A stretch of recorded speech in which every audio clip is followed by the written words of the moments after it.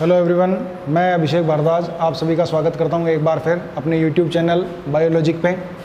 आज हम बात करेंगे यहाँ परासरण की। पिछले वीडियो में हमने परासरण को पढ़ने से पहले कुछ विशेष प्रकार की झिल्लियों और विलयनों के विभिन्न प्रकारों के बारे में हमने बात की थी। यहाँ हम परासरण के बारे में बात करेंगे। तो परासरण को समझने से पहले एक हम प्रयोग के चर्चा करते हैं। यहाँ इस प्रयोग के अंतर्गत सबसे पहले हम एक थिसिल कीप लेते हैं। थिसिल कीप के चौड़े वाले हिस्से के मुख पर यहाँ हम अर्धपारगम्य झिल्ली को निरूपित करने वाले चर्मपत्र को बांधते हैं। चर्मपत्र को बांधने के पश्चात यहाँ इस थिसिल कीप के अंतर्गत शर्करा का गाढ़ा घोल यानी कि सांद्र विलयन भर देते हैं, चीनी मिला हुआ पानी का, और उसके बाद में इस थिसिल कीप को स्टैंड पर कस दिया जाता है, जहाँ इसके चौड़े वाले हिस्से को नीचे शुद्ध जल से भरे हुए बीकर में इस प्रकार रखा जाता है कि इसके बांधे हुए जो इसका मुख बांधा हुआ है चर्मपत्र के द्वारा वो उस शुद्ध जल में पूरी तरह से क्या हो जाए, डूब जाए। तत्पश्चात कुछ समय बाद हम देखते हैं कि जहाँ शर्करा का विलयन प्रारंभिक स्थिति में बिंदु ए तक भरा हुआ था, थोड़ी देर बाद हम देखते हैं कि यहाँ जो थिसिल कीप है इसमें विलयन का जो स्तर है, जो शर्करा के गाढ़े घोल का या जो शर्करा के विलयन का स्तर है वो धीरे धीरे बढ़ने लगता है और बढ़ करके कुछ समय बाद ये बिंदु बी तक पहुंच जाता है।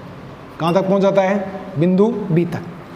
तो यहाँ वास्तव में ऐसी कौन सी घटना हुई जिसकी वजह से इस शर्करा के गाढ़े घोल का स्तर जो है वो बिंदु ए से कहाँ पहुँच गया? बी तक पहुँच गया। तो हम यहाँ देखते हैं कि चूँकि बाहर शुद्ध विलायक यानी कि जल के अणुओं की सांद्रता यानी कि थिसिल कीप के बाहर की तरफ विलायक अणु की सांद्रता मैक्सिमम थी यानी कि सांद्रता अधिक थी, जबकि शर्करा के गाढ़े घोल में विलायक अणुओं की सांद्रता बाहर वाले शुद्ध विलायक की तुलना में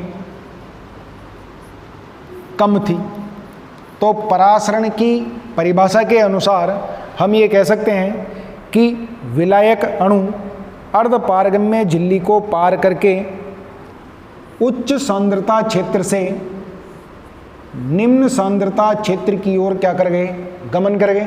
परिणाम स्वरूप इस विलयन की जो आयतन था उसमें क्या हो गई? वृद्धि हो गई। तो यहाँ इस प्रयोग के द्वारा सर्वप्रथम परासरण को सिद्ध किया गया।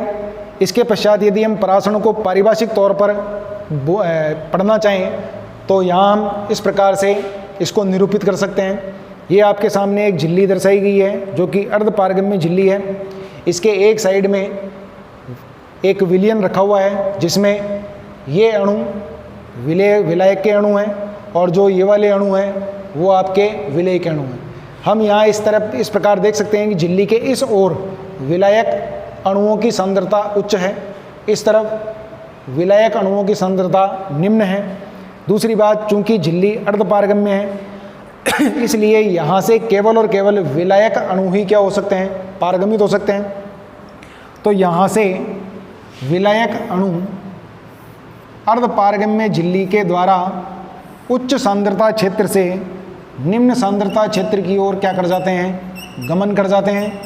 अर्थात हम यहाँ ये कह सकते हैं विलायक अणुओं का उच्च सांद्रता क्षेत्र से अर्धपारगम्य झिल्ली से होकर निम्न सांद्रता क्षेत्र की ओर होने वाला गमन क्या कहलाता है? परासरण कहलाता है। अर्थात जल के अणुओं का या विलायक के अणुओं का उच्च सांद्रता क्षेत्र से निम्न सांद्रता क्षेत्र की ओर अर्धपारगम्य झिल्ली के द्वारा होने वाला गमन परासरण कहलाता है। परासरण की प्रक्रिया के द्वारा ही पौधों में जल का अवशोषण, इसके अलावा विभिन्न प्रकार के जो खनिज पोषक तत्व हैं उनका अवशोषण, ये सभी प्रक्रियाएं परासरण के द्वारा ही संपन्न होती हैं। साथ ही साथ परासरण एक प्रकार का विसरण है। परासरण एक प्रकार का विसरण है।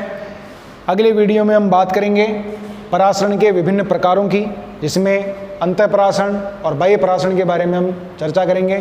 Thank you.